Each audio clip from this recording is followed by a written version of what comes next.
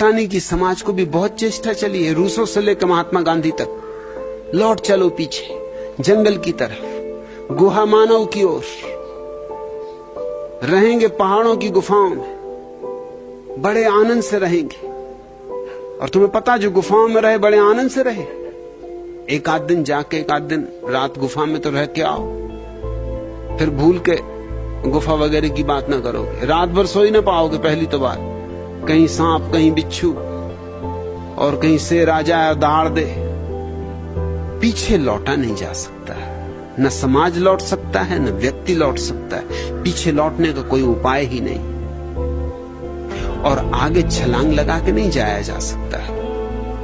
वर्तमान को जियो उसकी समग्रता में, क्योंकि वर्तमान से ही भविष्य का जन्म होता है। वर्तमान के गर्भ में भविष्य पकता है।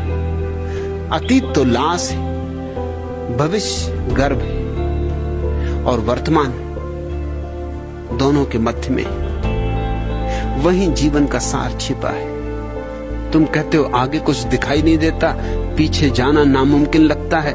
दिन तो निकल जाता है, अंधेरी रात क्यों आती? जगत द्वंद है, और जगत के होने का ढंग द्वंद है, द्वंदात्मक है, डायलेक्टिकल है।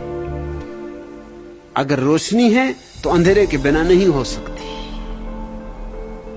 और अंधेरे में क्या बुरा है? वेदांत अंधेरे के सौंदर्य को भी समझो। सदियों सदियों में तुमसे कहा गया कि परमात्मा प्रकाश है। इसका यह अर्थ मत समझ लेना कि परमात्मा प्रकाश है, इससे परमात्मा का कोई संबंध नहीं। यह वक्तव्य तो हमारे डर के कारण निकला है। हम अंधेरे से डरते, हम अंधेरे से भयभीत, और वो अंधेरे का भय भी गुफा मानव के समय से चला आ रहा है। जब आदमी जंगल में था और अंधेरे में था तो रात बड़ी खतरनाक थी, दिन तो गुजर जाता था, क्योंकि दिन में रोशनी होती थी, बच सकता था, बचाव कर सकता था।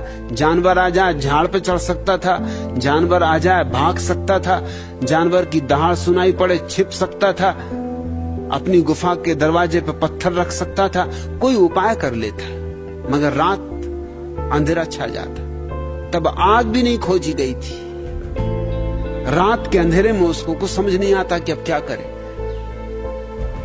सांप बिल्कुल छाती पे आ जाए तब पता चले, और सिंह सामने आ जाए तब पता चले। और रात सोना और खतरनाक, क्योंकि नींद में वो बचाव भी ना कर सके, कोई भी जंगली जानवर खींच के ले जाए। तो नींद से भी एक भय समा गया, रात से भय समा गया, अंधेरे से भय समा गया। इसलिए अग्नि को लोगों ने देवता का पहला रूप माना। अग्नि देवता की जितनी पूजा की गई दुनिया में, किसी और देवता की नहीं की गई। उसका कुल कारण इतना था कि अग्नि के आविष्कार ने रात के अंधेरे से छुटकारा दिलवा दिया, रात का भय कम हो गया। अग्नि को जला के चारों तरफ धूनी लगा के गुफा मानव सो जाता था। और अभी भी तुम्हारे महात्मा वही कर रहे हैं। ना गुफा में रहते, ना कोई खतरा है, ना कोई जंगली जानवर है। अब तो आदमी ने सब जंगली जानवर खत्म कर दिए। खतरा है तो जंगली जानवरों को, आदमी को कोई खतरा नहीं। लेकिन तुम्हारे महात्मा गण अभी भी धूनी लगा के बैठे। उनको पता ही नहीं कि धूनी लगाने का जमाना जा चुका। थी कभी जरूरत धूनी रमाने की, अब क्या धूनी रमायो? अब क्यों लकड़ी जला रहा है फिजूल? अब कोई जरूरत नहीं।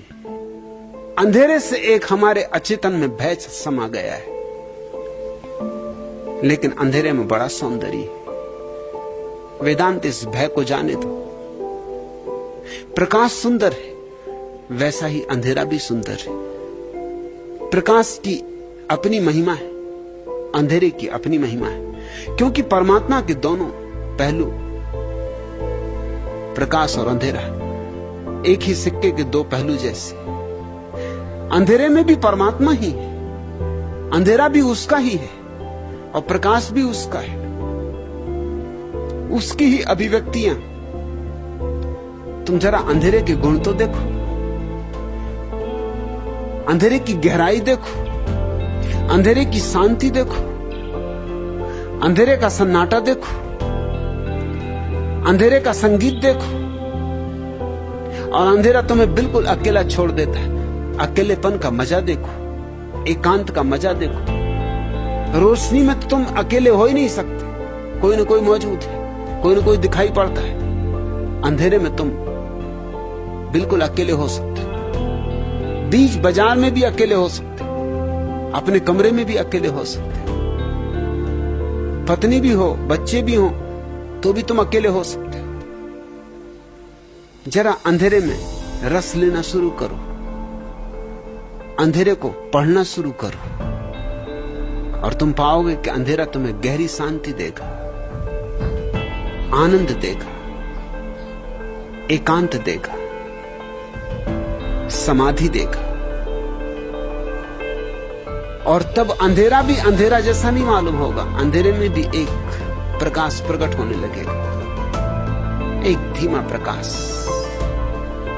क्योंकि वस्तुतः अंधेरे का अर्थ इतना ही होता है कम प्रकाश, और प्रकाश का अर्थ होता है कम अंधेरा।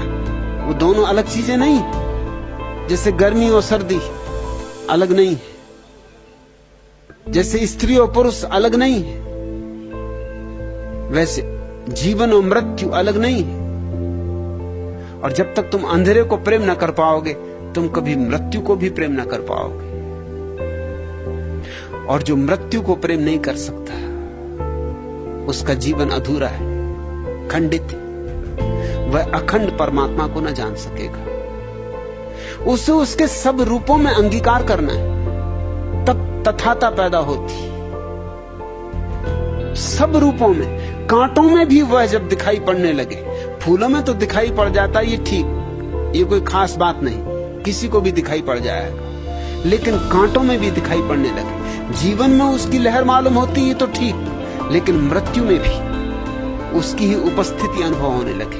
और प्रकाश में ही नहीं, अंधकार में भी वही तुमको घेरे, और अंधकार की मखमली स्पर्श।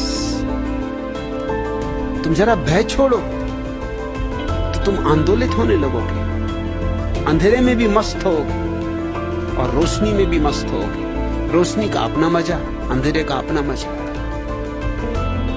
जागरण का अपना सुख, निद्रा का अपना सुख। इस जगत में प्रत्येक चीज में परमात्मा समाया हुआ है।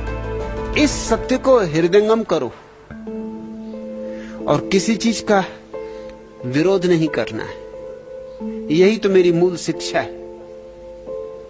किसी भी चीज का निषेध नहीं करना, अंधेरे का भी नहीं, मृत्यु का भी नहीं। अंगीकार करना है, आत्मसात करना है, समग्र को आत्मसात करना है, तो ही तुम जान सकोगे कि परमात्मा क्या है। और जिसने परमात्मा को नहीं जाना, उसने कुछ भी नहीं जाना। और जिसने परमात्मा को जाना, वो चाहे और कुछ भी ना जानता हो, उसने सब जान लिया है। वेदांत प्रार्थना से भरो कि वो तुम्हें अंधकार में भी दिखाई पड़े, मृत्यु में भी दिखाई पड़े, कांटों में भी दिखाई पड़े, असफलताओं में भी दिखाई पड़े, विरह में भी दिखाई पड़े। मिलन में तो दिखाई पड़ता ही है, उसके लिए कोई खास खूबी की जरूरत नहीं। जब विरह में भी दिखाई पड़ने लगता है, तब समझना तुम्हारे पास अंतर्दृष्टि। जग के उर्वर आंगन में बरसों ज्योतिर्मय जीवन, बरसों लघु लघु तृण तरु पर हे चिर अव्यय चिर नूतन, बरसों कुसुमों में मधुबन, प्राणों में अमर प्रणय घन, स्मित स्वप्न अधर पलकों में उर अंगों में सुख यौवन, छू छू जग के मृत रजकण, कर दो तृण तरु में चेतन, मरण मरण बांध दो जग का, दे प्राणों का आलिंगन, बरसों सुख बन सुषमा बन, बरसों जग जीवन के घन, दिस दिस में और पल पल में बरसों संस्कृति के सावन। परमात्मा बरसने को राजी है, तुम पुकारो भर, तुम निमंत्रण भर दो।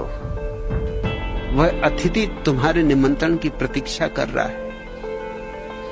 जीवन जखन शुकाए जाए,